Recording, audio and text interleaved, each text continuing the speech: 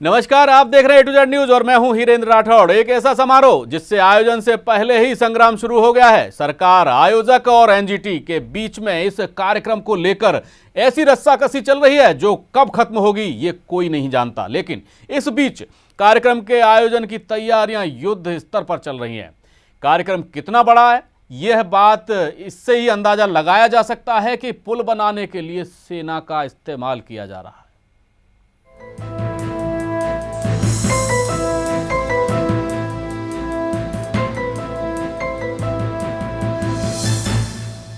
और यमुना किनारे श्री श्री रविशंकर के आर्ट ऑफ लिविंग कार्यक्रम को लेकर विवाद गहराता जा रहा है। इस कार्यक्रम की तैयारी में सेना के जवानों को लगाए जाने को लेकर विवाद पैदा हो गया है। यमुना किनारे भारी निर्माण को लेकर कार्यक्रम पहले ही एनजीटी के निशाने पर है। वहीं विपक्ष इसे लेकर सरकार को घेरने में जुट गया है।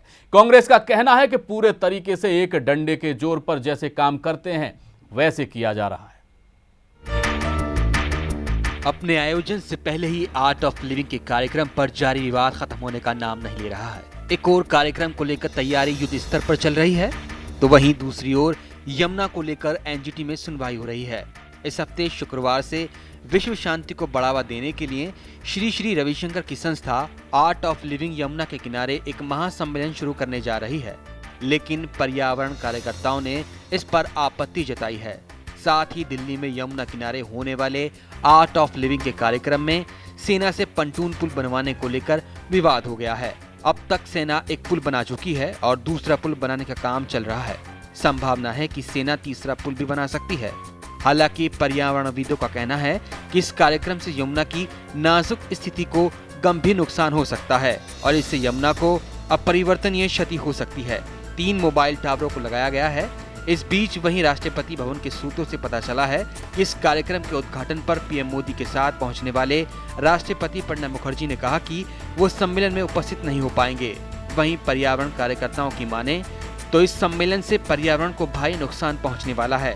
35 लाख लोग यहां आने वाले हैं, यानी 2,10,000 टन का वजन इस नाजुक से इकोसिस्टम पर पड़ने वाला है। इस पर आध्यात्मिक गुरु रविशंकर ने सफाई देते हुए कहा कि उन्होंने इस कार्यक्रम के लिए यमुना को इसलिए चुना ताकि वो नदी की सफाई को लेकर लोगों को जागरूक कर सकें।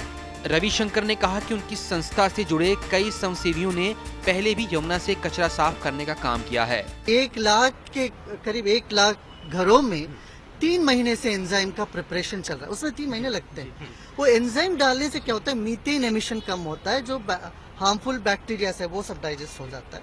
ये प्रूवन टेक्नोलॉजी है।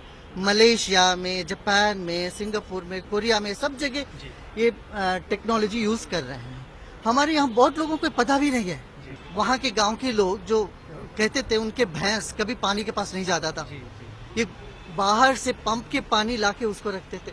अब पहली बार 15 दिन के बाद भैंस पानी में उतरा, वो गांव के लोगों से पूछा, बड़े खुश है वो। हम कह रहे हैं उस स्थान को हम इतना सुंदर बायोडाइवर्सिटी पार्क बना के छोड़ेंगे। हमारे वॉलंटियर सब लगेंगे। हम लगे हुए 2010 से रोज 5,000 वॉलंटियर हमारे जमुना के सफाई में लगे हुए थे। 512 टन माने जान लीजिए, इतने गंदगी, जर्किन, जूते, कपड़े सब हमने उसमें से निकाला। तो हम चाहते हैं जमुना साफ हो। हम चाहते हैं सब लोग मिलजुल के इसका करें। हम पर्यावरण को हम दोषित नहीं करेंगे। मैं आपसे फिर से कहूंगा, हमने एक पेड़ भी नहीं काटे। दिल्ली में डीएनडी टोल ब्रिज के पास यमुना नदी के खादर में बड़े बड़े मंच तैयार किए गए हैं। इस मंच पर एक साथ 35,000 लोग बैठ सकते हैं। मंच के नीचे बैठने के लिए 1.5 लाख कुर्सियां लगाई गई हैं।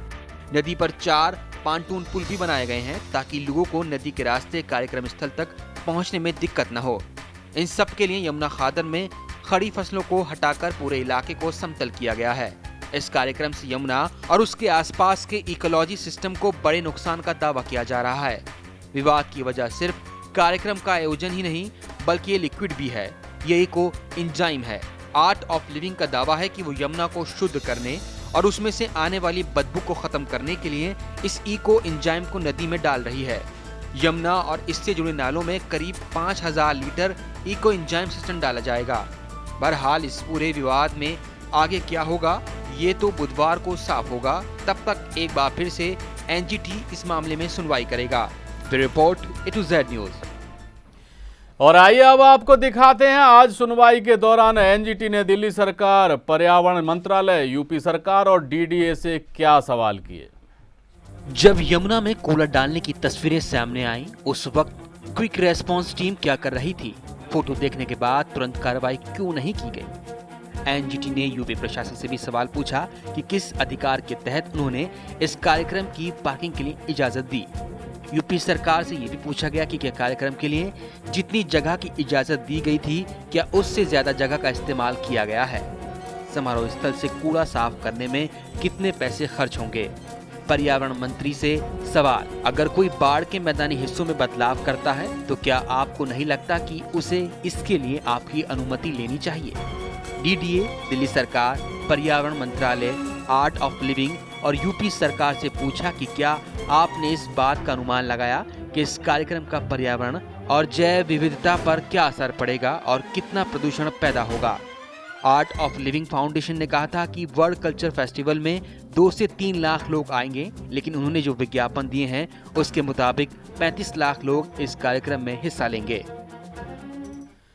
जी हाँ, श्री श्री रविशंकर जी के इस कार्यक्रम पर बहुत सारे सवाल उठ रहे हैं और हमारे साथ स्टूडियो में मौजूद हैं चर्चा के लिए कांग्रेस नेता राजेश गर्ग और बीजेपी नेता पूनम आजाद, और साथ के साथ हमारे साथ जुड़े हुए हैं आचार्य श्री प्रमोद कृष्णम जी। मैं आचार्य जी के पास ही चलूंगा। आचार्य जी, क्या लगता है आपको इतना बड़ा आयोजन करना और इतने बड़े आयोजन के लिए इतनी सारी प्रकृति के साथ खिलवाड़ करना कहां तक जायज है?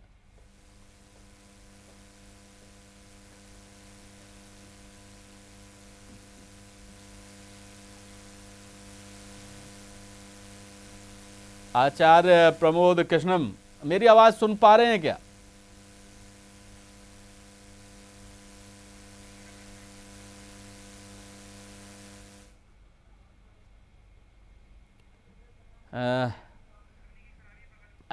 लगता है कि कुछ तकनीकी खराबी के कारण आचार्य जी के पास हमारी शायद आवाज़ नहीं पहुंच पा रही है। पूनम जी, क्या लगता है आपको? आप बीजेपी से जुड़ी हुई हैं और बीजेपी का पूरा जो जमावड़ा है वो इस काम में जुटा हुआ है। देखिए, हम सबसे पहले तो हम व्यक्तिगत रूप से ये कहेंगे कि बहुत ही सराहनीय कार्य रविशंकर जी करते आ रहे हैं और यमुना पर इसका आयोजन करके एक बहुत ही अच्छा कार्य करे जिसका मैसेज बहुत दूर तक जाएगा। हम लोगों की बात कर रहे हैं। हम लोग छठ का कार्यक्रम यमुना के किनारे में जो छठ की जो पूजा करते हैं उस दिन, उस समय भी लोग करीब 15 से 20 लाख लोग जो यूपी बिहार के रहने वाले 20 उससे अधिक संख्या के में ही बल्कि भारी मात्रा यमुना के किनारे जाते हैं, पूजा करते हैं। तब तो हम इस बात की जिक्र नहीं करते, लेकिन आज उनका मंशा क्या है? वो जागरूकता फैलाना चाहते हैं, यमुना जी को सुंदर बनाना चाहते हैं। उसकी टेक्निकलिटीज में मत जाइए, उनकी मंशा पर जाइए। 1 मिनट के लिए आपको रोकूंगा। हमारे साथ श्री श्री रविशंकर जी के प्रवक्ता एसपी सिन्हा जुड़ गए हैं। सिन्हा जी, आपसे जानना चाहूंगा कि ये जो इतने सवाल उठ रहे हैं, एनजी ने भी सवाल किए हैं बहुत सारे, क्या कहेंगे इस पूरे मामले पर? कहूंगा कि एनडीटीवी का जो सोच है वो पूरी तरह से गलत है, क्योंकि यदि हम वसुधैव कुटुंब की बात करते हैं, पूरे विश्व को एक परिवार के रूप में देखते हैं और पूरे विश्व के लोग आके एक ऐसी जो सांस्कृतिक जो फंक्शन है उसमें यदि पार्टिसिपेट करते हैं और एक भाईचारा का संदेश जाता है, शांति का जाता है, तो इसमें क्या हानि है? और अभी जब जमुना रिवर बेड में हम किए हैं, यहाँ पर जो पानी था कितना महकता था, उसमें एंजाइम ट्रीटमेंट हुआ है और जो भैंसें पहले नहीं आती थी अभी आ रही हैं, पूरे एरिया का सफाई हुआ है, या कितना इन्क्रोचमेंट था वो ठीक हुआ है और पूरे एरिया का। सिन्हा साहब, आपके ऊपर ये आरोप लगाया है एनजीटी ने कि आप प्रकृति के साथ खिलवाड़ कर रहे हैं। यहाँ किस चीज खाली कह देना दूसरी बात है, किस चीज का खिलवाड़ कर रहे हैं बताइए? हमने क्या पेड़ काटा? हमने कुछ ऐसा किया? कुछ नहीं किया। हमने ग्राउंड का लेवलिंग किया है और एक फंक्शन हम कर रहे हैं। हमने क्या प्रकृति के साथ खिलवाड़ किया? लेकिन एनजीटी ने जो सवाल उठाए हैं उसका जवाब क्या है आपके पास? जवाब ये है कि उनका एकदम जो वो जो ब्लेम कर रहे हैं वो बेबुनियाद है, उसमें कोई तथ्य नहीं है। और ये एक ऐतिहासिक जो फंक्शन हो रहा है वो पूरे देश के लिए गौरवशाली फंक्शन हो रहा है। और इसमें गौरवान्वित फील करने के बजाय यदि कोई उंगली उठाता है तो ये बहुत दुख की बात है, बहुत शर्मिंदगी की बात है। कितना खर्च कर रहे हैं आप इस कार्यक्रम पर? 35 लाख लोगों को इकट्ठा कर रहे हैं। श्री श्री रविशंकर जी के 35 साल इस कार्यक्रम को हो रहे हैं इसके उपलक्ष्य में। देखिए, इसमें खर्चा का जो है वो अनुमान कहना अभी सही नहीं होगा। पहले इवेंट खत्म होने दीजिए, जब हम अपना पूरा खर्चा का ब्यौरा करेंगे तब खर्चा के बारे में बता सकते हैं। अभी एस्टिमेट करना वो ठीक नहीं रहेगा। सिन्हा साहब, लेकिन ये सवाल तो ये उठते ही हैं कि जिस तरीके से सेना को लगाया गया है इस कार्यक्रम के लिए, जबकि पठानकोट में अगर सेना गई थी तो सरकार ने बिल भेज दिया उसको, तो क्या आप कुछ भुगतान कर रहे हैं सेना के लिए? देखिए, ये यदि देश में इस तरह का जो इवेंट होता है जो गिनी बुक ऑफ रिकॉर्ड्स में जाने वाला है, तो ये खाली आर्ट ऑफ लिविंग का फंक्शन को ट्रीट नहीं किया जा सकता। एक ये देश का इवेंट हो जाता है, और जब देश का इवेंट हो जाता है तो देश के पूरे संस्था का ये जिम्मेदारी बनता है कि इस जो ये यज्ञ हो रहा है इसमें पार्टिसिपेट करें, अपना हिस्सा करें। यानी कि आप कहना चाह रहे हैं सरकारी कार्यक्रम है?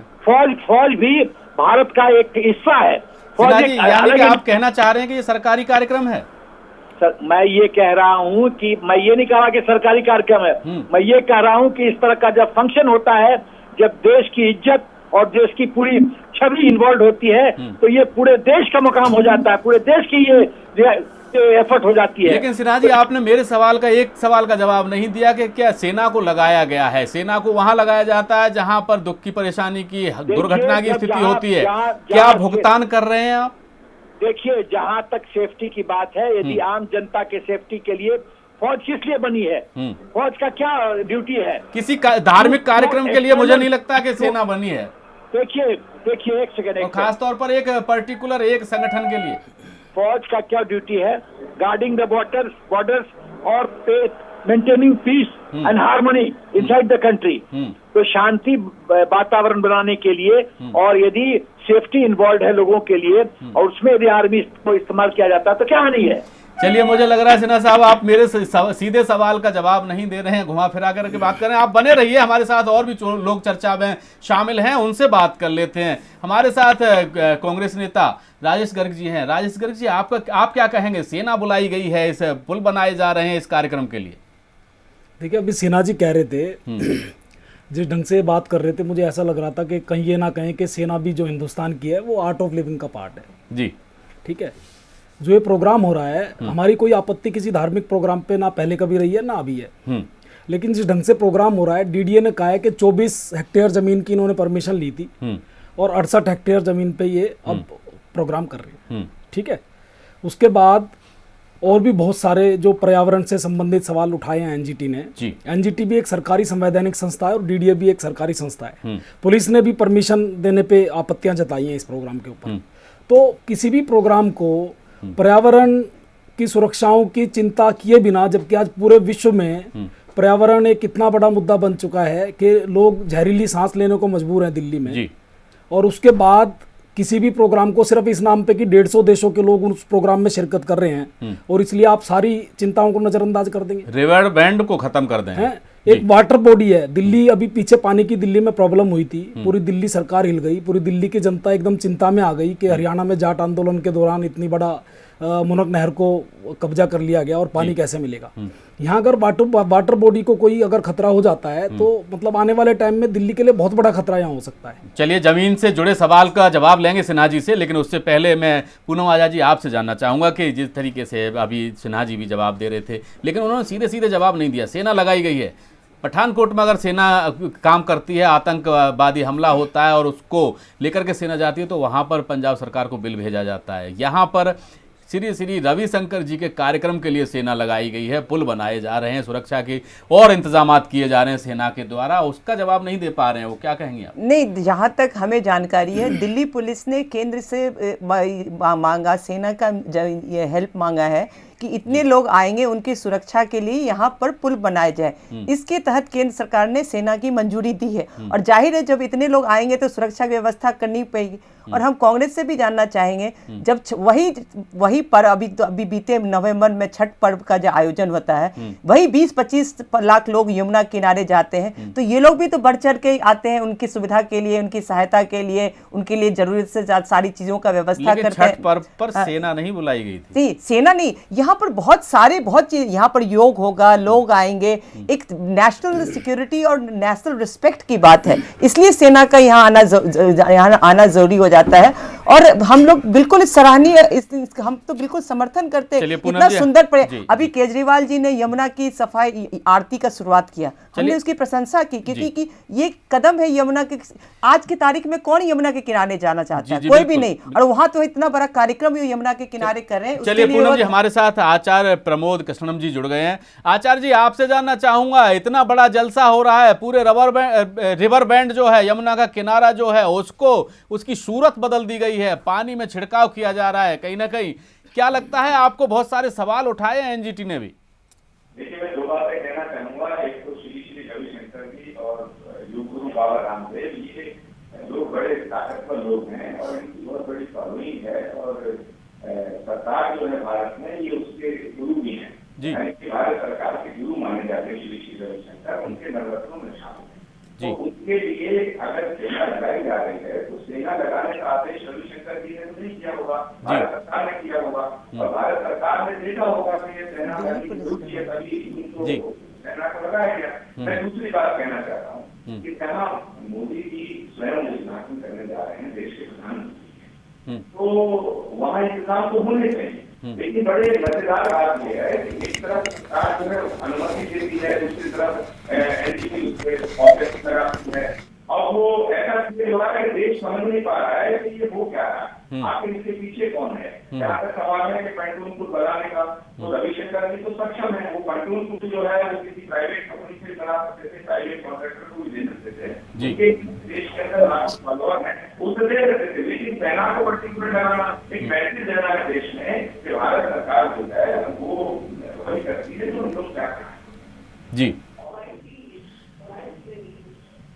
आचार्य जी, एक सवाल और उठ रहा है कि जो जमीन की जो मंजूरी ली गई थी वो 24 एकड़ की ली गई थी, लेकिन अब ये कार्यक्रम का आयोजन 68 एकड़ में किया जा रहा है, यानी कि कानून की धज्जियां उड़ाई जा रही हैं पूरी तरीके से। सरकार अपने हाथ हो गई है कि कानून वालों ने देश में कुछ होता नहीं है, ये कानून वालों होते हैं, कागज की बात होती है, बड़ा आदमी बड़ा होता है, जो बड़ा कानून भी बड़ा होता है, बड़ा साधु बड़ा होता है, बहुत बड़े संत हैं, बहुत बड़े अध्यात्मिक गुरु हैं, वो कानून वालों की बात को छोड़ दीजिएगा। लेकिन एक बात तो मैं कहना चाहूंगा कि श्री श्री रविशंकर के जो मोटिव है, अगर वो विश्व सांस्कृतिक समारोह जो कर रहे हैं तो इसमें कोई बात कुछ नहीं है, वसुधैव कुटुंबकम का संदेश दिया भारत के लिए अच्छी बात है। लेकिन सरकार का जो पक्ष है, सरकार की दाल में काला नजर आ रहा है, सरकार जरूर किसी न किसी मोटिव के तहत इसको एक्स्ट्रा ऑर्डिनरी प्रमोट किया कर रही है।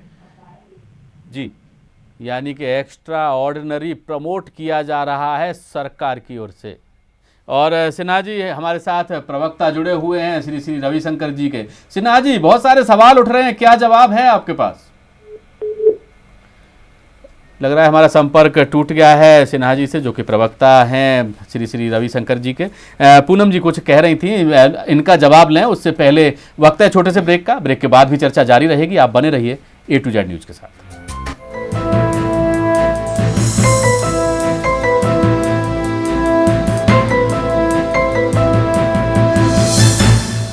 मैं अरविंद केजरीवाल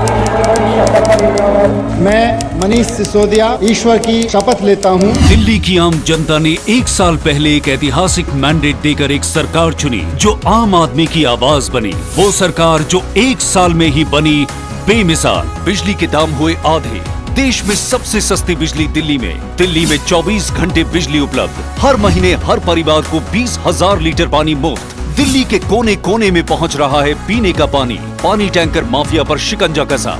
किसानों की फसल बर्बाद होने पर देश का सबसे ज्यादा मुआवजा, 50,000 रुपए प्रति हेक्टेयर का मुआवजा। ये सब ऐतिहासिक काम हो रहे हैं दिल्ली में, लेकिन उन्होंने अड़चने लगाने में कोई कसर नहीं छोड़ी। केंद्र सरकार ने सेंट्रल फोर्स भेजकर दिल्ली सरकार की एंटी करप्शन ब्रांच पर कब्जा किया। मुख्यमंत्री के दफ्तर पर सीबीआई के छापे डलवाए। तमाम मुश्किलों के बावजूद जनता के लिए जो कहा उसे दिल से निभाया। दिल्ली में जो कभी नहीं हो सका वो 1 साल में हुआ। अभी तो ये आगाज है, 4 साल और बाकी हैं। दिल्ली को नई पहचान देने का सपना सच होगा, क्योंकि ये आपकी सरकार है।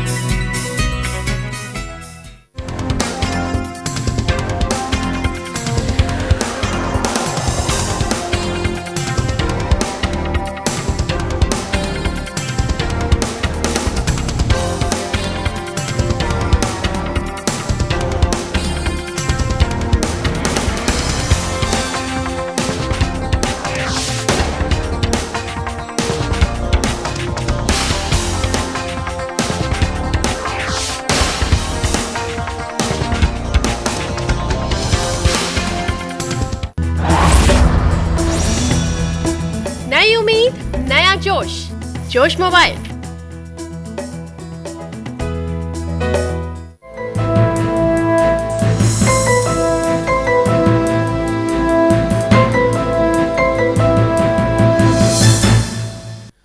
ब्रेक के बाद फिर से आपका स्वागत है हमारी इस खास पेशकश में संत, सरकार और सेना में।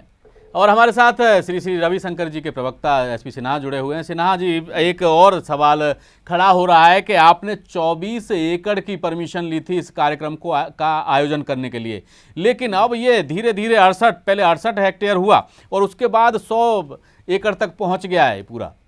क्या क्या क्या आपने जो डीडीए ने कहा है कि आपने 24 हेक्टेयर की परमिशन ली थी। अब जो कार्यक्रम आयोजित किया जा रहा है वो 68 यानी 68 हेक्टेयर में किया जा रहा है, ऐसा क्यों?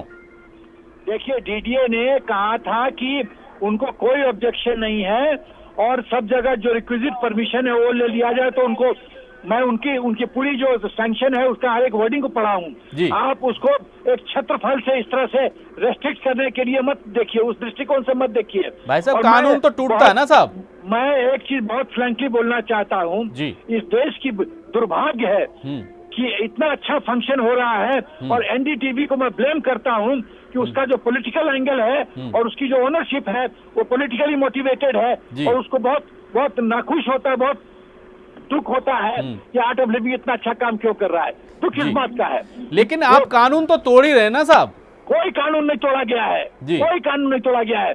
जो जो सरकार के महकमा है उनके जो जो परमिशन चाहिए सब परमिशन इन प्लेस है, दिया गया है और कोई कानून का उल्लंघन नहीं किया गया है। जी चलिए, अपनी बात कह करके उन्होंने फोन काट दिया है। ये थे एसपी सिन्हा जो कि प्रवक्ता हैं श्री श्री रविशंकर जी के। और पूनम जी, यही सवाल मैं आपसे भी करूंगा। आप बीजेपी से जुड़ी हुई हैं, बीजेपी की सरकार केंद्र में है, बीजेपी का पूरा अमला इस कार्यक्रम में लगा हुआ है, यहाँ तक कि कुछ 2 कदम और आगे जाते हुए सेना को लगा दिया गया है।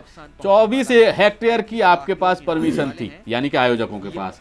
अब 68 हेक्टेयर तक तो ये पहुंच ही गया है। डीडी ने आधिकारिक तौर पर यह कहा है, एनजीटी को बताया गया। ऐसी स्थिति में कानून तोड़ रहे हैं, चाहे सरकार तोड़ रही हो या फिर आयोजक तोड़ रहे हो, कार्रवाई तो होनी बनती है। देखिए, अगर दिल्ली के नागरिक होने के नाते तो हम तो चाहेंगे कि पूरी की पूरी यमुना बैंक ही में ही अपना कार्यक्रम करें, ताकि यमुना की एक तरह से सफाई हो जाए, जागरूकता हो जाए। और ये मुझे पूरा विश्वास है जब ये छोड़ेंगे भी तो यमुना को बेहतर स्थिति में छोड़ेंगे। और अभी तो केजरीवाल जी ने भी यमुना की आरती शुरू की थी, तो हमने सराहा था। यह कोई भी पार्टी, चाहे कांग्रेस हो, बीजेपी हो, आम आदमी हो, कोई अच्छा कार्य कर रहे हैं तो हमें उसे सराहना चाहिए, उसकी मंशा को देखना चाहिए, अपनी टेक्निकलिटीज में जाके उससे उलझा नहीं देना चाहिए। ये एक अच्छा प्रयास है और हम तो दोबारा भी कहना चाहेंगे कि दिल्ली के नागरिक होने के नाते हमारा तो रहेगा। आज की तारीख में बताइए कौन यमुना के किनारे जाना चाहता है? आप जाना चाहेंगे राठौर जी या कोई हमारे परिवार का सदस्य? इसके बहाने लोग यमुना किनारे योग करेंगे, जाएंगे, घूमेंगे, जागरूकता फैलेगी, ये सफाई अभियान जो चला है वो और अच्छा से करेगा। और मुझे बेहतर विश्वास है कि रविशंकर जी अच्छी स्थिति में यमुना को छोड़ के चलिए, हमारे साथ कांग्रेस के वरिष्ठ नेता जेपी अग्रवाल जी भी जुड़ गए हैं। अग्रवाल साहब, आपसे मेरा सवाल है कि श्री श्री रविशंकर जी का कार्यक्रम होने जा रहा है, 35 लाख लोगों के यहाँ पहुंचने की उम्मीद है और एनजीटी ने सवाल उठाए हैं कि रिवर बैंक को तबाह किया जा रहा है, प्रकृति के साथ खिलवाड़ किया जा रहा है और जो डीडीए ने कहा है कि 24 हेक्टेयर की परमिशन थी, अब 68 हेक्टेयर में ये कार्यक्रम का आयोजन किया जा रहा है, साथ ही सेना को भी लगा दिया गया है। क्या कहेंगे इस पर? सर, बड़ा ताज्जुब है क्योंकि ऐसा लगता है जैसे कोई सरकार, गवर्नमेंट ऑफ इंडिया ये प्रोग्राम करा रही हो, मना कहाँ सेना आती है। जिसमें 2-3 सवाल पैदा होते हैं। पहला सवाल ये है कि परमिशन कैसे मिल गई। दूसरा सवाल ये है कि अभी पॉल्यूशन पे दिल्ली में एक बहुत बड़ी बहस हुई थी और उसके बाद ये हुआ कि ऑर्डर इन वन नंबर आएंगे, गाड़ियों को रिस्ट्रिक्टेड किया जाएगा। वहां आप 35 लाख आदमी दिल्ली में बुला रहे हैं 3 दिन। आप पॉल्यूशन के लेवल का क्या हाल होगा? नंबर 3, 1.25 करोड़ की दिल्ली है और 35 लाख आदमी यहाँ आ रहे हैं बाहर से। नंबर 4, कौन सरकारी एजेंसी है जिसने इतनी जल्दी सारी परमिशन दे दी? कौन ऐसा एजेंसी का आदमी है जो उसने सेना को भी लगा दिया और सेना लग भी गई और पुल भी तैयार हो गए? कोई पूछने वाला नहीं है। आप अभी रेड अलर्ट आपने कहा पूरे हिंदुस्तान में है, यहाँ आतंकवादी घुस गए और पता नहीं कहाँ मार करेंगे और 35 लाख आदमी दिल्ली में प्रोग्राम कर रहे हैं तो यहाँ आतंकवादी नहीं आएंगे। अभी यहाँ गणेश पूजन हुआ, मूर्ति विसर्जन जमुना में होता है, उसे रोक दिया गया बिल्कुल। उसमें लोगों को बड़ा तकलीफ हुई। दुर्गा पूजा के दिन वो बहुत सारी मूर्तियों का विसर्जन करते हैं, उसे रोका गया। लेकिन रविशंकर जी को नहीं रोका जा रहा है। यहाँ सारी सरकारी तंत्र जायज और नाजायज तौर पर ये सारा काम कर रहे हैं। मुझे नहीं लगता इतने बड़े आयोजन की कहीं कोई जरूरत थी दिल्ली के अंदर। ये तमाशा करने की जरूरत है, ये सरकारी तमाशा है। बिल्कुल, ये सरकारी तमाशा है। आचार्य प्रमोद कृष्णम जी, मेरा सवाल आपसे भी यही है कि ये इतने बड़े स्तर पर सरकारी तमाशा क्यों, केवल धार्मिक के नाम पर? देखिए, मैं फिर एक बात दोहरा रहा हूँ। श्री श्री रविशंकर जी और बाबा रामदेव जी प्रधानमंत्री जी के गुरु हैं, तो जब जिनके शिष्य की सरकार है तो ये नियम कायदे इनके लिए लागू नहीं होते हैं। नियम कायदे हमारे जैसे, आपके जैसे लोगों पे लागू होते हैं। और बड़ी मजेदार अभी जो बात उठा रहे थे ये कि 1.25 करोड़ लोग दिल्ली में रहते हैं और 35 लाख वहाँ एक साथ आ जाएंगे तो पूरी दिल्ली यानी कि जो लगभग 70-80 किलोमीटर के उसमें बसी हुई है उसमें उतने लोग जो रहते हैं तो इतनी बुरी हालत है। तो ये एक जगह अगर 30 लाख 35 लाख लोग आने की बात कर रहे हैं तो ये बड़ी अजीब सी बात है कि ये ऐसा क्यों कर रहे हैं और ये कैसे आएंगे? आखिर 30 लाख आदमी एक जगह कैसे आएंगे और वो आकर के क्या करेंगे? उसकी जिम्मेदारी किसकी होगी? Who will responsible? Who will be responsible? बिल्कुल। अगर देश के हालात ऐसे चल रहे हैं, तमाम आतंकवादी खतरे का आईडी ने इनपुट दिया हुआ है, तो ये तो दिल्ली पुलिस, भारत सरकार और ये इन्हीं का फैसला है, तो इन्हीं का कार्यक्रम है। तो ये कार्यक्रम, इस कार्यक्रम को जो किया जा रहा है उसके पीछे असली मोटिव क्या है? ये क्लैरिफाई होना बड़ा जरूरी है। भारत सरकार को बताना चाहिए, पीएमओ को बताना चाहिए, प्रधानमंत्री ऑफिस को बताना चाहिए, प्राइम मिनिस्टर ऑफिस को बताना चाहिए क्या है। बिल्कुल। और हमारे साथ हमारे साथ एनजीटी से जुड़े मामलों को देखने वाले नागेंद्र देसवाल हैं। नागेंद्र, आपसे जानना चाहूंगा कि एनजीटी के सामने क्या मामला आया और किस तरीके के आदेश एनजीटी ने दिए? देखिए, इस मैटर के अंदर एनजीटी में मिस्टर मनोज मिश्रा पहुंचे और उन्होंने रिक्वेस्ट करी कि जैसे ये हो रहा है इतने बड़े लेवल पे, अगर आप इस लेवल देखेंगे तो इतना बड़ा लेवल है जिसके अंदर पॉल्यूशन तो होना ही होना है, जिसको कोई रोक नहीं सकता। पूनम जी कह रहे थे कि पॉल्यूशन नहीं होगा। पूनम जी, आप यूँ बताएं, यमुना बैंक प्रोटेक्टेड एरिया है, आपको अगर फ्लड प्लेन प्रोटेक्टेड एरिया है, जहाँ पे फ्लड प्लेन को जेसीबी से प्लेन किया जा रहा है, वहाँ पे आपको पता है झाड़ियाँ भी होती है, बायोडाइवर्सिटी भी होती है, इकोलॉजिकल सिस्टम होता है एक, छोटे मोटे जानवर और सबका सिस्टम सेट है, लेकिन अगर आप उस सिस्टम को डिस्टर्ब कर रहे हैं तो इसका इम्पैक्ट कहाँ जा रहा है? आप यूँ सोचिए, और 35 लाख आदमी एक बस में, अगर 35 आदमी आते तो आप सोचिए कितने आदमी जी दिक्कत होने लगती है। 1 लाख बसें दिल्ली के अंदर अगर आ जाएंगी, या 1 लाख व्हीकल्स अगर दिल्ली के अंदर 3 दिन में आते हैं, तो देखिए क्या हमें इस चीज की जरूरत है? जी हमें चलिए, मैं जेपी अग्रवाल जी के पास फिर से चलूंगा। अग्रवाल साहब, इन्होंने एनजीटी से जुड़े हुए मामले देखते हैं, ये भी इसी तरीके के सवाल उठा रहे हैं कि अभी केजरीवाल सरकार ने एक आंदोलन, यहाँ मैं इंटरप्ट करना चाहूंगा कि 35 लाख आदमी 1 लाख गाड़ियों में नहीं आएंगे, कम से कम कोई आदमी एक गाड़ी में हेलीकॉप्टर 3 भी आएंगे, 4 भी आएंगे, अकेला भी गाड़ी लेके आएगा तो जी, ऊपर से पैराशूट से उतारेंगे उनको, हाल क्या होगा? और 35 लाख लोग जो एक जगह आएंगे, कार्यक्रम होता है आचार्य जी एक दिन में 30 से 35 लाख लोग यमुना के आचार्य जी बोल रहे हैं। पूनम जी, मैं आपके पास आता हूँ, आचार्य जी बोल रहे हैं कुछ। जी आचार्य जी।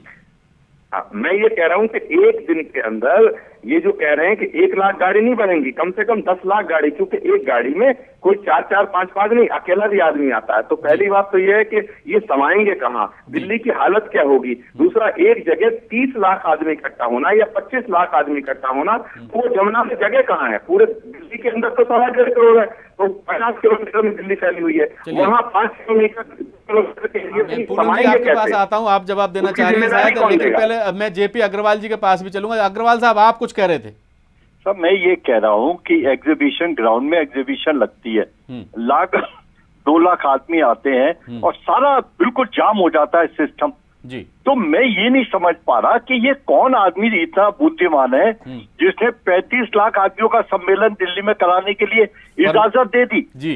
मतलब क्या तमाशा बना रखा है। अभी आपने 15 दिन बिल्कुल गाड़ियां बंद करी, ये चलेगी और चलेगी, ईवी नंबर चलेगी, और आप कह रहे हो 35 लाख आदमी। अगर मान लीजिए जैसे कुंभ में हादसा हो जाता है, बहुत सारे मंदिरों में हादसा हो गया, तो किसको जेल भेजोगे? ये जितनी एजेंसियां जिन्होंने परमिशन दी है, इन सबके ऊपर कत्ल के मुकदमे लगने चाहिए। मैं तो कहता हूँ कोर्ट को इंटरवीन करना चाहिए। जब कोर्ट छोटे छोटे जागरण पे ये ऑर्डर पास करती है कि ये 10 बजे के बाद नहीं होने चाहिए, और जी चलिए, जेपी अग्रवाल साहब, आपका बहुत बहुत धन्यवाद। और फिलहाल वक्त है छोटे से ब्रेक का। ब्रेक के बाद भी चर्चा जारी रहेगी, आप बने रहिए A to Z न्यूज के साथ।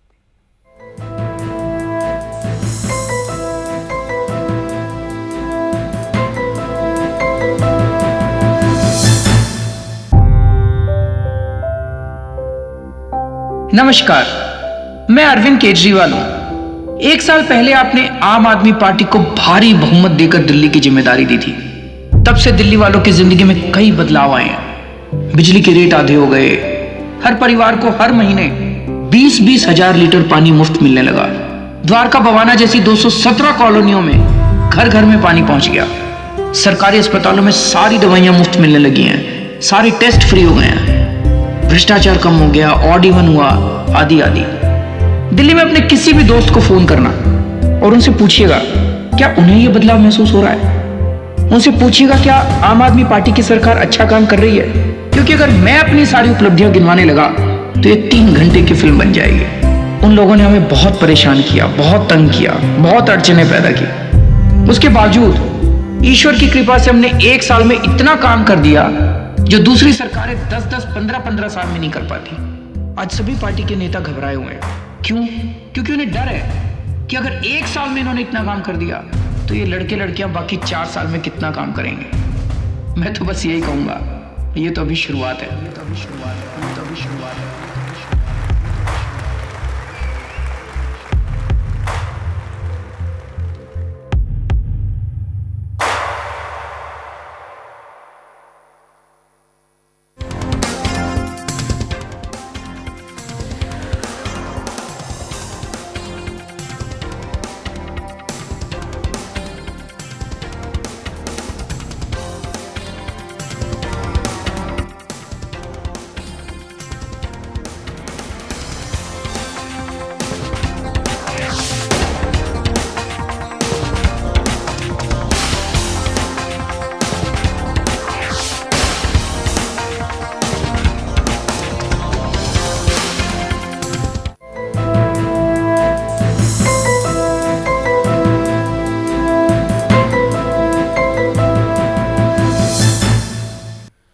ब्रेक के बाद फिर से आपका स्वागत है हमारी खास पेशकश संत, सरकार और सेना में। और हमारे साथ पूनम आजाद को मैंने बीच में रोक दिया था। पूनम जी, आप कुछ कहना चाह रही थी, शायद बीजेपी का क्या कहना है ये भी सुन लेते हैं जी। देखिए, आप सबसे पहले ये हम सभी पार्टियां मानती हैं और संत भी मानते हैं कि अभी दिल्ली की जो आबादी है वहाँ पर इसमें 70 से 80 लाख लोग बिहार और उत्तर प्रदेश से दिल्ली में आ चुके हैं, बस चुके हैं। इन सब के लिए छठ सबसे बड़ा पर्व होता है और पूरी की पूरी आबादी 10-15 लाख गांव चले जाते हैं और पूरी की पूरी आबादी एक ही दिन एक ही समय शाम में यमुना के किनारे आती है, पूजा करती है, गंदगी भी होती है और सुबह में भी जाते हैं। तब तो ये लोग तब कुछ नहीं करते। चूंकि ये रविशंकर जी कर रहे हैं, सरकार उसमें समर्थन दे रही है, तभी अर्चन करते हैं। ये है तो इनकी मंशा, इनको सबकी अपनी अपनी पॉलिटिकली मोटिवेटेड है, अपनी मंशा है। इसको सराहना देना चाहिए, समर्थन देना चाहिए और करने देना चाहिए। आप गंदगी, आप कोई चीज होगा तभी तो उसका परिणाम आप अच्छा प्रयास है और इसको होने देना चाहिए। चलिए पूनम जी, आपने कहा कि पूर्वांचल के लोग बहुत ज्यादा हैं, दिल्ली में बिहार के लोग बहुत ज्यादा लोग हैं, छठ पूजा मनाते हैं, लेकिन वो दिल्ली वाले होते हैं। पूनम जी, कुंभ भी होता है, करोड़ों लोग जाते हैं कि मैं आपको बता दूं, वो दिल्ली वाले होते हैं और दिल्ली के लोग ही जाते हैं। अगर इधर इस कोने से उस कोने में जाते हैं तब दिक्कत नहीं है। ये 35 लाख लोगों में से ज्यादा 1 लाख दिल्ली वाले होंगे, 34 लाख बाहर वाले ही होंगे। यानी कि जो 2.25 करोड़ की आबादी है उसमें 35 लाख और बाहर पड़ने वाला है। नहीं, देखिए, आप तब इसका मतलब तो कुंभ वगैरह सब नहीं होना चाहिए जहाँ लाखों की आबादी एक समय पहुंचती है। ये अच्छा, ये तो कार्यक्रम में ये ऑर्गेनाइज स्ट्रक्चर तरीके से होगा, व्यवस्था सुरक्षा की गई है, यमुना की सफाई पर भी होगा, ये होगा, तो इसको होने देना चाहिए। इसको इसमें ट्रबल नहीं करना चाहिए किसी। जी चलिए, हमारे साथ सांसद योगी आदित्यनाथ भी फोन लाइन पर जुड़ गए हैं। योगी जी, आपसे जानना चाहूंगा, श्री श्री रविशंकर जी का दिल्ली में एक कार्यक्रम होने जा रहा है, 35 लाख लोगों के इकट्ठा होने की संभावना है। एनजीटी ने सवाल उठाए हैं इस कार्यक्रम पे कि उन्हें डीडीए ने 24 हेक्टेयर जमीन पर कार्यक्रम आयोजित करने की इजाजत दी थी, लेकिन अब 68 हेक्टेयर भूमि पर यह कार्यक्रम आयोजित किया जा रहा है। सेना को भी बुलाया गया है। देखिए, एक बड़ा आयोजन है। मैं नहीं समझ पा रहा हूं कि विश्व संस्कृति महोत्सव का आयोजन देश की राजधानी में हो रहा है जी, और भारत वसुधैव कुटुंबकम की बात करता है। उसी परंपरा का निर्वाह करने के लिए होने वाले इस आयोजन में मुझे लगता है कि उसको किसी संकीर्ण राजनीति का शिकार नहीं बनाया जाना चाहिए। जो लोग पर्यावरण के नाम पर इस आयोजन पर उंगली उठा रहे हैं, उन लोगों को सचमुच अगर पर्यावरण की चिंता है तो उनको दिल्ली को पॉलीथीन मुक्त करने के बारे में, जमुना जी के किनारे बसी हुई उन झोपड़पट्टियों को पुनर्वास करने के बारे में जी, और जमुना जी में गिर रहे गंदे नाले और औद्योगिक कचड़े को रोकने के बारे में गंभीरता से प्रयास करके एक अभियान, उसके प्रति जागरूकता अभियान चलाना चाहिए। लेकिन एक अच्छे सांस्कृतिक महोत्सव को संकीर्ण राजनीति का शिकार बनाया जाए, ये बहुत दुर्भाग्यपूर्ण है और ये नहीं होना चाहिए। योगी जी, सुप्रीम कोर्ट ने रोक लगा रखी है कि यमुना के किनारे पर यानी कि रिवर बैंड पर इस तरीके का कोई आयोजन नहीं होना चाहिए, इस तरीके का कोई निर्माण कार्य नहीं होना चाहिए, इस तरीके की गतिविधियां नहीं होनी चाहिए। पहले से जानकारी दी जानी चाहिए थी जी। जब कार्यक्रम एकदम सिर पर है और तब इस प्रकार की बातें हो रही हैं, वह एकदम यमुना के तट पर नहीं है। एक जो ये कहना कि एकदम उसके किनारे, उससे दूरी पर है। हाँ, ये है कि यमुना जी उससे नजदीक पड़ती है। योगी जी, आखिर इतनी बड़ी संख्या में लोग, हम परमानेंट नहीं रहना है क्या? अब मुझे बताइए कि 8 करोड़ 10 करोड़ लोग कुंभ मेले में प्रयाग में जाते हैं जी, क्या उससे प्रयागराज में पूरा प्रदूषण होता है क्या? वहाँ पहले से आयोजन होते रहे योगी जी, ये पहला आयोजन है यमुना। मैं कह रहा हूँ ना, सवाल ये है कि इलाहाबाद में होता है, अभी उज्जैन में होगा, इससे पहले नासिक में भी हुआ है। क्या उससे 1-1 महीने, 1.5 महीने, 2-2 महीने तक लाखों लाखों लोग, करोड़ों करोड़ों लोग आते हैं जाते हैं, क्या उससे प्रदूषण फैलता है? स्वामी जी आरोप ये भी है, स्वामी जी आरोप ये भी है कि सेना को लगाया गया है, सेना को आज तक ऐसे किसी भी कार्यक्रम में नहीं लगाया गया, और तो उसके प्रवक्ता श्री श्री रविशंकर जी के प्रवक्ता ये जवाब नहीं दे पाए कि वो सेना को पेमेंट कर रहे हैं कि नहीं कर रहे हैं। देखिए, सवाल ये नहीं है, भारत के अंदर अगर कोई एक अंतर्राष्ट्रीय विश्व महोत्सव हो रहा है तो उस अंतर्राष्ट्रीय स्तर के उस महोत्सव के लिए सुरक्षा की दृष्टि से, लोगों की सुविधा की दृष्टि से अगर भारत की सेना, भारत की पैरामिलिट्री या भारत की पुलिस अगर सहयोग कर रही है तो अच्छी बात है। तो लेकिन सहयोग करना अलग बात होती है साहब। पठानकोट में अगर सेना लगाई जाती है, आतंकवादी हमला होता है और उसके लिए लगाई जाती है, तो उससे बिल पंजाब सरकार से बिल वसूल किया जाता है। नहीं, आप इसको पठानकोट से क्यों जोड़ रहे हैं? मैं सेना से जोड़ रहा हूँ साहब। संस्कृति महोत्सव है, एक व्यक्ति आयोजक हो सकता है, लेकिन ये राष्ट्र का कार्यक्रम है। मैं सेना से जोड़ रहा हूँ केवल साहब। नहीं, मैं कहता हूँ सेना क्या अलग है क्या? मैं वही जानना चाह रहा हूँ कि सरकार, क्या ये सरकारी कार्यक्रम है? संस्कृति से संबंध है। मैं साहब यही जानना चाह रहा हूँ योगी जी कि ये क्या ये सरकारी कार्यक्रम है क्या? कोई सरकारी कार्यक्रम नहीं है, लेकिन सरकार को इस प्रकार के कार्यक्रमों को प्रोत्साहन देना चाहिए। कोई भी सरकार उसको प्रोत्साहन करना चाहिए। जी बिल्कुल, बहुत बहुत शुक्रिया आपका। संस्कृतियां एक साथ इकट्ठी हो जाती हो सकती हो, इस प्रकार के आयोजनों को सम्मान दिया जाना चाहिए। किस प्रकार के आप सेकुलरिज्म की बात कर रहे हैं? जी बिल्कुल होना चाहिए, बिल्कुल होना चाहिए। जी बिल्कुल, शुक्रिया आपका। और ये थे योगी आदित्यनाथ जी, जिनका कहना है कि सरकार को ऐसे कार्यक्रमों का सहयोग करना चाहिए। अब मैं फिर से एक बार आचार्य प्रमोद कृष्णम जी की तरफ चलूंगा। आचार्य जी, ये योगी आदित्यनाथ जी थे, सांसद हैं गोरखपुर से, उनका कहना है कि ऐसे कार्यक्रमों को सहयोग करना चाहिए सरकार को। देखिए, योगी आदित्यनाथ जी जो कह रहे हैं वो बिल्कुल अपनी जगह ठीक कह रहे हैं। ये बात हम भी कह रहे हैं कि हमें रविशंकर के कार्यक्रम से कोई गुरेज नहीं है, लेकिन हमारा जो सवाल है वो ये है कि उन्होंने अगर 35 लाख लोग, देखिए मीडिया में और पब्लिसिटी में कह रहे हैं 35 लाख लोग आएंगे, और जब अनुमति की बात आती है तो वहाँ 3 लाख लिख रहे हैं, तो ये पार्शियलिटी नहीं होनी चाहिए। संतों को सच्चाई का साथ देना चाहिए। स्पष्ट लिखें, एनजीटी को बताएं कि 35 लाख आदमी आएंगे, नंबर 1 जी। नंबर 2 मुद्दा ये है कि तुलसीदास जी ने भी कहा है, समृद्ध को नहीं दोष गुसाई। अब सरकार इनकी नेशनल ग्रीन ट्रिब्यूनल जो है एनजीटी, वो भी सरकार का हिस्सा है। तो सवाल इस बात का, आरोप मैंने आचार्य प्रमोद कृष्णम या आप नहीं लगा रहे हैं। हम लोग थोड़ी रोकना चाहते हैं कार्यक्रम को, एनजीटी रोकना चाहती है। प्रधानमंत्री जी के गुरु जी का कार्यक्रम हो रहा है, प्रधानमंत्री जी ने आने की अनुमति दी है, सहमति दी है। तो सवाल है, सरकार का ही खेल है, ये तमाशा हो क्यों रहा है और इसका मोटिव क्या है, ये बड़ा सवाल खड़ा करता है। चलिए हमारे साथ पर्यावरण जी आचार्य जी, हमारे साथ बीजेपी नेता, जहाँ तक है पर्यावरण की बात, पूनम जी बोल रही थी, पूनम जी का मैं बड़ा सम्मान करता हूँ, बड़ी विदुषी हैं, लेकिन देश का पूरा पर्यावरण छोड़ो, देश का वातावरण प्रदूषित हो रहा है। तमाम बीजेपी के तमाम नेता पता नहीं क्या क्या सुबह से शाम तक बोलते हैं, जहाँ एक तरफ देश का वातावरण और पर्यावरण दूषित कर रहे हैं, वहाँ इस पर्यावरण के दुश्मन दूसरे लोग ठहराए जा रहे हैं। हम रविशंकर जी के कार्यक्रम के रोकने के विरोध में नहीं है। चलिए आचार्य जी, मैं आपको थोड़ी देर के लिए रोकना चाहूंगा, मैं थोड़ी और ये जो जवाब भी लूंगा मैं पूनम आजाद जी से, लेकिन उससे पहले हमारे साथ दिल्ली सरकार के मंत्री संदीप कुमार जुड़े हुए हैं। संदीप जी, मैं आपसे जानना चाहूंगा, दिल्ली सरकार एक तरफ प्रदूषण को कम करने के लिए, रोकने के लिए जो ऑड और इवन है वो फॉर्मूला लाती है, दूसरी तरफ इतना बड़ा कार्यक्रम हो रहा है, जाहिर सी बात है ये लोग भी गाड़ियों से आएंगे जाएंगे। 35 लाख लोगों के इस कार्यक्रम में शामिल होने का दावा किया जा रहा है, दिल्ली सरकार का क्या रुख है?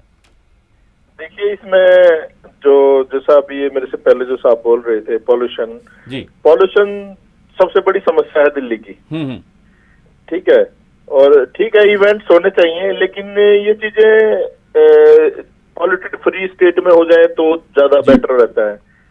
और पॉल्यूशन तो बिल्कुल जो है, अगर आप किसी तरह का मैसेज देना चाहते हैं तो एक नेगेटिव मैसेज भी साथ में जाता है, तो इस तरह की चीजें अवॉइड करनी चाहिए।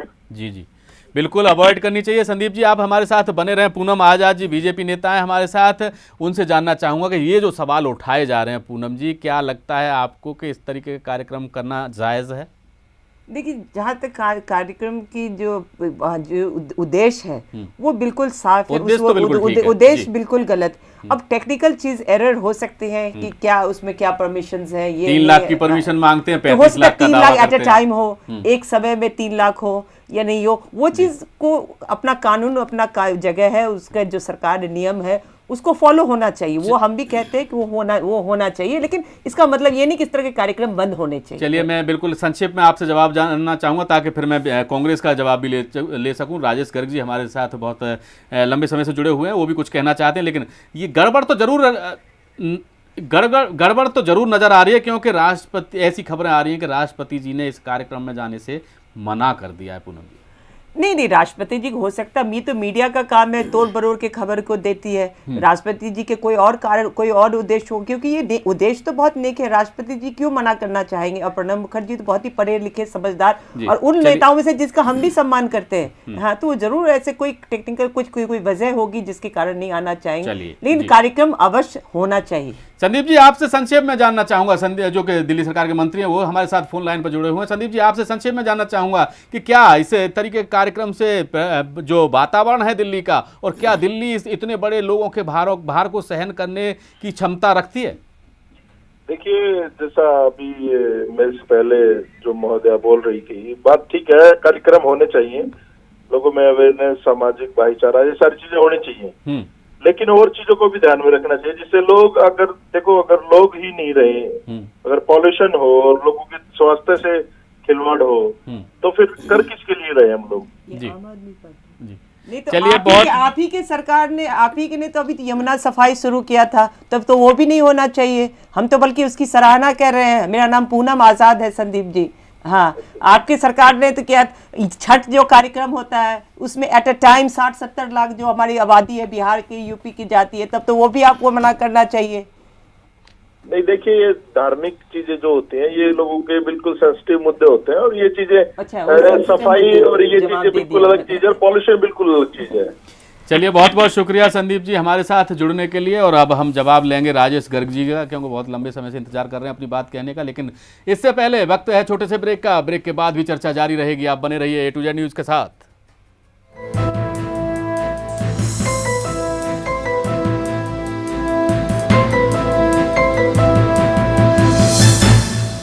मैं अरविंद केजरीवाल,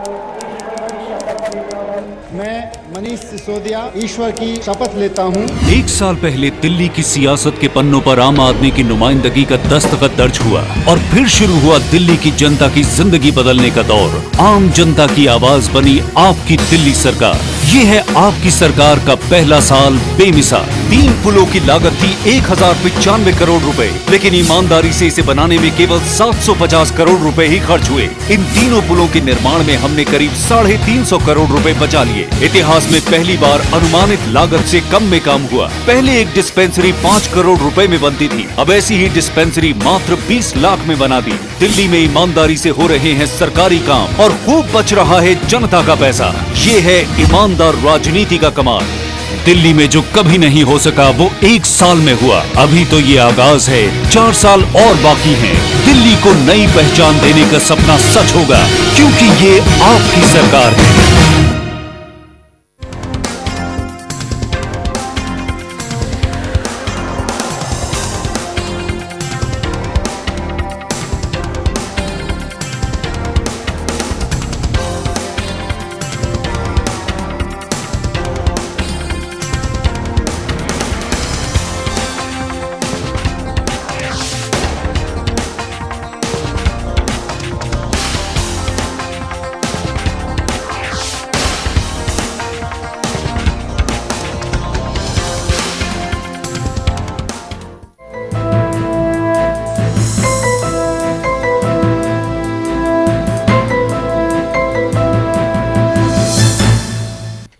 ब्रेक के बाद हमारी खास पेशकश संत सरकार और सेना में फिर से आपका स्वागत है। और लगातार चर्चा जारी है। श्री श्री रविशंकर जी ने जो कार्यक्रम आयोजित करने जा रहे हैं उस पर एनजीटी ने सवाल उठाए और उसके बाद चर्चा का सिलसिला शुरू हो गया है। हमारे साथ कांग्रेस नेता राजेश गर्ग जी है। राजेश गर्ग जी, आप बहुत लंबे समय से इंतजार कर रहे थे कुछ कहने का।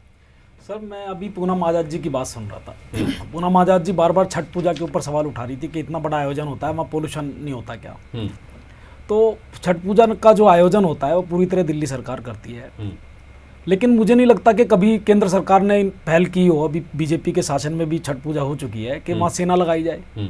अगर इतनी चिंता आपको थी लोगों की तो आपने वहाँ क्यों नहीं सेना लगाई? यहाँ आप सेना क्यों लगा रहे हैं? आपकी क्या मंशा है? अभी योगी आदित्यनाथ जी कह रहे थे कि भाई आप इसको बार बार पठानकोट से क्यों जोड़ रहे हैं पठानकोट को आप छोड़ दीजिए, इतना बड़ा आयोजन हो रहा है, मतलब पठानकोट से भी बड़ा आयोजन हो रहा है ये। वहाँ जो इतने हमारे सैनिक मारे गए और कितनी बड़ा सुरक्षा का वो मुद्दा था, ये कह रहे हैं कि उससे भी बड़ा आयोजन हो रहा है। डीडीए आपत्ति उठा रही है, एनजीटी सरकारी संस्था है, संवैधानिक संस्था है, वो सवाल उठा रही है। अभी पीछे दिल्ली में OD1 हुआ, उसमें मैंने बड़ा अच्छा लगा मुझे देख के कि विजय गोयल जी साइकिल पे चल रहे थे दिल्ली में उसको सपोर्ट करने के लिए। आज विजय गोयल जी को आगे आना चाहिए कि भाई इतना बड़ा आयोजन आप कर रहे हो, इसमें पर्यावरण के साथ इतने आपत्तियां हैं, एनजीटी आपत्ति उठा रही है, उनको भी आना चाहिए आगे के यहाँ क्यों नहीं आ रहे वो सपोर्ट करने के लिए पर्यावरण की बात को। अभी पीछे प्रकाश जावड़ेकर जी जो ग्रीन गैसेस को लेके इंडिया वहाँ कमिट करके आए थे और उसमें काफ़ी कमिटमेंट उन्होंने की थी आके कि भाई हम भारत जो है पोल्यूशन के ऊपर विश्व की चिंताओं को समझेगा और उस पर काम करेगा। तो आज तो पूरी बीजेपी खड़े होकर सपोर्ट कर रही है। जो आरएसएस से और प्रधानमंत्री जी से श्री रविशंकर जी की नजदीकियां रही हैं, उनका फायदा आज उनको दे रहे हैं और दिल्ली की जनता के सुरक्षा के साथ खिलवाड़ कर रहे हैं। बहुत बड़ा सवाल है। चलिए मैं नागेंद्र देशवाल के पास आऊंगा, लेकिन उससे पहले आचार्य प्रमोद कृष्णम जी के पास एक बार फिर से चलता हूं। आचार्य जी, अब बीजेपी का पूरा जो जमावड़ा है, बीजेपी के जो नेता हैं, पूरा का पूरा संगठन इस कार्यक्रम में लग गया है, क्या कहना है आपका? देखिए, एक तो मैं ये कहना चाहता हूँ कि पूनम आजाद जी अभी ये कह रही थी छठ पूजा, बार बार ही छठ पूजा का जिक्र हो रहा, मैं सहमत हूँ इस बात से, लेकिन एक बात बताना चाहता हूँ कि छठ पूजा एक धार्मिक कार्यक्रम है और ये हो रहा है, ये इवेंट है, ये एक तमाशा है, ये एक शो है बहुत बड़ा। और ये देश जो है ये धर्म का देश है, ये धार्मिक आयोजन नहीं किया जा रहा है। और छठ पूजा का अगर इतना ही विरोध करना है तो ये आप ये कहना चाहते हैं कि दिल्ली से छठ पूजा का आयोजन बंद कर देना चाहिए, नंबर 1। नंबर 2, ये बात सच्ची है कि ये आयोजन अगर किसी और धर्म गुरु का होता या आध्यात्मिक व्यक्ति का होता तो उसको रोक दिया जाता। ये तो एक बहुत बड़ा जो आयोजन हो रहा है, ये बिल्कुल ठीक बात है कि आयोजन बहुत बड़ा है, लेकिन ये भी ठीक बात है कि भारत सरकार इसके पीछे कोई ना कोई उनका मोटिव है, जो मोटिव वो अभी पता नहीं चल रहा है, बाद में पता चलेगा। और सरकार इनकी, एनजीटी इनकी, सब चीजें इनकी हैं, देश हम लोगों को ये लोग मरना चाहते हैं। हम बिल्कुल रविशंकर जी के खिलाफ नहीं है, लेकिन इस बात के खिलाफ है कि एक संत से भारत की जनता और विश्व की जनता ये उम्मीद करती है कि सच बोला जाए। अगर 35 लाख आदमी आने का दावा हो रहा है तो 3 लाख की परमिशन क्यों ली जा रही है, इसको क्लैरिफाई करना चाहिए। जी बिल्कुल सही बात है कि जो दावा किया गया है उसको क्लैरिफाई किया जाना चाहिए। और 3 लाख की परमिशन के आधार पर 35 लाख लोगों का दावा क्यों? एनजीटी के नागेंद्र देशवाल हमारे साथ हैं। नागेंद्र, आपसे जानना चाहूँगा कि एनजीटी किस तरीके से ऐसे मामलों में काम करता है, आखिर किन चीज़ों को प्रमुखता दी जाती है एनजीटी की ओर से? देखिए, ऐसे मामलों में एनजीटी इंडिपेंडेंट है। अभी मैं आचार्य जी को सुन रहा था, आचार्य जी कह रहे कि एनजीटी की अगर हमें ऊपर कोई शक नहीं करना चाहिए, क्योंकि आज तक अगर आप उनके जितने ऑर्डर देखें, सरकार कोई भी हो, चाहे कांग्रेस हो या बीजेपी हो, उन्होंने इंडिपेंडेंट अपना व्यू दिया है और दिल्ली के लिए और पूरे देश की भलाई के लिए उन्होंने ऑर्डर पास करे हैं। तो हम उनके ऑर्डर्स के ऊपर टिप्पणी नहीं कर सकते, उंगली नहीं उठा सकते। एक चीज़। दूसरी बात, जो हमारे यहाँ छठ पूजा की बात चल रही है, मैं बड़ा देख रहा हूँ कि छठ पूजा को थोड़ा सा और आपसे क्लियर करना चाहूँगा कि जो रिवर बैंड है उस पर क्या किया जा सकता है, क्या नहीं किया जा सकता। देखिए, रिवर बैंड आप देखेंगे तो रिवर बैंड एक प्रोटेक्टेड एरिया है। फ्लड जब आता है तो फ्लड का पानी कहाँ जाएगा? फ्लड का पानी पहले रिवर बैंड के अंदर, जो इसके किनारे होते हैं, किनारों पे बढ़ता है। किनारों से बढ़ने के बाद अगर किनारे प्रोटेक्टेड नहीं है तो किनारे तोड़ के वो आगे निकलता है। अब आप ये फोटोग्राफ्स देखिए, पिक्चर्स देखिए, वहाँ पे उसे हार्ड किया जा रहा है और जहाँ वहाँ पेड़ पौधे जो थे उनको डिस्ट्रॉय अगर आप देखेंगे तो आपको लग रहा है कि वहाँ पौधे, छोटे पौधे भी थे, झाड़ियाँ भी थी, और हर पौधे का एक अपना महत्व होता है और सबको वहाँ डिस्ट्रॉय किया जा रहा है। और जिस डिस्ट्रक्शन की वजह से वहाँ पे पानी के जीव जंतु भी हैं, दूसरे जीव जंतु भी, खरगोश वगैरह, हर, यानी कि पूरा बायोडाइवर्सिटी सिस्टम जो है उसको डिस्टर्ब इस टाइम किया जा रहा है। लेकिन किस लिए? हम ये काम कर सकते थे।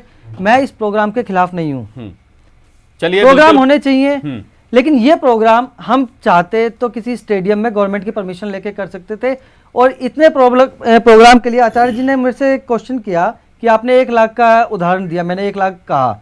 1 लाख कहने का मतलब ये कि 1 लाख एसी बसेस वोल्वो जो आपके प्रोग्राम में आएंगी। अगर हम एक आदमी 4 व्हीकल में आते हैं तो देख लीजिए कितने व्हीकल आते हैं। तो क्या इससे पॉल्यूशन का कोई फर्क नहीं पड़ेगा? पड़ेगा। दूसरी बात, 35 लाख आदमी, गर्मी का मौसम है, उनके लिए पानी का क्या इंतजाम किया है? चलिए मैं एक बार आचार्य प्रमोद कृष्णम जी की तरफ चलूंगा। आचार्य जी, एक बात और है कि श्री श्री रविशंकर जी ने एनजीटी के ने जो सवाल उठाए हैं उन पर प्रतिक्रिया में उन्होंने कहा है कि ये एक जोक है, जोक ऑफ द ईयर है, यानी कि एक मजाक, सबसे बड़ा मजाक बताया है एनजीटी के आदेश को।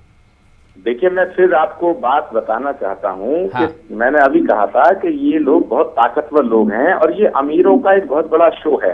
श्री श्री रविशंकर जी का कोई शिष्य मुझे गरीब नहीं मिला, गांव में नहीं मिला। श्री श्री रविशंकर जी के तमाम शिष्य वो हैं जो कॉर्पोरेट हैं, कॉर्पोरेट की सरकार है। और ये श्री श्री रविशंकर जी मोदी जी के गुरु हैं। तो जहाँ प्रधानमंत्री जी आ रहे हैं, सरकार इसको प्रमोट कर रही है, सेना इसमें लगाई जा रही है, देश में एक विशेष प्रकार का मैसेज देने की कोशिश की जा रही है। और मैं आपको कहना चाहता हूं, एनजीटी इस कार्यक्रम को रोक नहीं सकता है। एनजीटी की हैसियत नहीं है जो प्रधानमंत्री मोदी जी का जिसको सपोर्ट हो उसे वो रोके, ठीक है ना। ये सब दिखावा हो रहा है, ये कार्यक्रम होगा, ये तमाशा होगा, ये देश ऐसे ही तमाशे देखने का आदी हो चुका है, समझे। और हमारा आप चिल्लाएंगे और उल्टा दोष मना जाएगा आपके टेलीविजन चैनल पे, हमारे ऊपर मना जाएगा और ये कहा जाएगा कि ये विरोधी लोग हैं, ये इस विश्व सांस्कृतिक कार्यक्रम के खिलाफ हैं, कल्चर के खिलाफ हैं, भारत की संस्कृति के खिलाफ हैं। जो लोग इनके खिलाफ आवाज उठाते हैं वो देश के द्रोही सिद्ध हो जाते हैं, वो संस्कृति के द्रोही सिद्ध हो जाते हैं। और ये धर्म के सब,